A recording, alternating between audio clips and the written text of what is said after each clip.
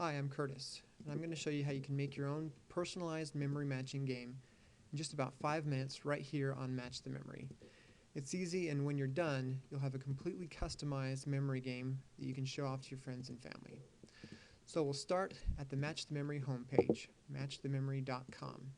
And just to show you how fast we can do it, I'll start the stopwatch before we begin. So I'll click this big Create button to get going. That'll take me to this page where I can start deciding what I want my game to look like and what I want my game to be named. But first, you'll notice this big warning box up here.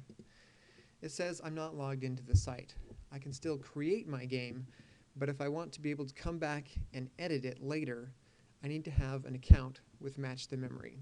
So I click Log In, and it takes me to the page where there are several service providers that I can use to verify who I am, so that nobody else can come back and change my game later on.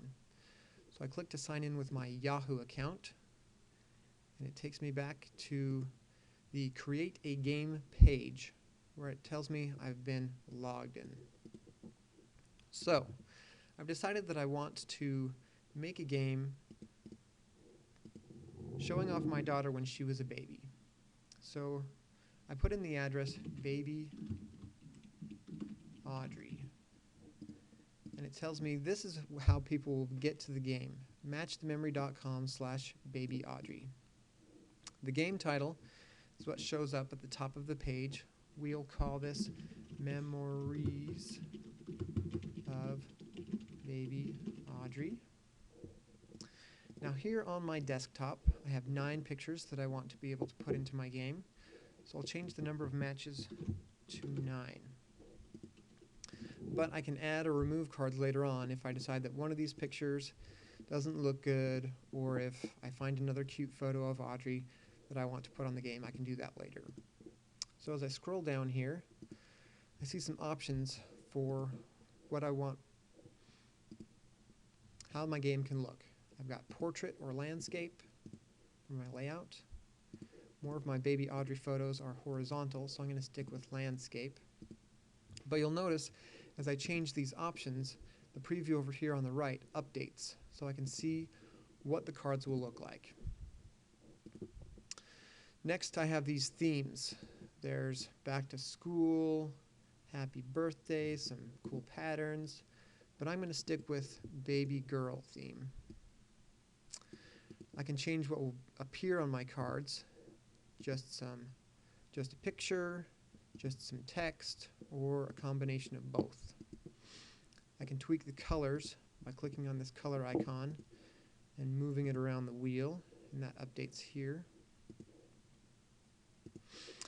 And I can make the font size bigger or smaller. Let's make this 30. I can pick a different font. By default, this baby girl theme gives me the Kristen font here, but I can choose that I want, say, Hank instead, and that changes. I decide that I do want this to be a public game so that everyone can see it from the search function. I'm finished. I click Create Game. That takes us to this next page where it tells me I've successfully created my game, Memories of Baby Audrey, and now I can edit my details. So I click Browse to upload my pictures. I can do them all at the same time, and you see the program start to chew through the photos. It will add them to my 9 cards. It even renames my new cards based on what my pictures were named on my desktop. And since I chose text over picture for what the cards will look like, it'll put the same file name in for the text on my cards. So I can go look at my cards. I see Audrey eating licorice. I'll go through them all to make sure that the photos look good, there's nothing weird. I can change the position on any part of the text that blocks an interesting part of the picture. I can make it go to the top right instead.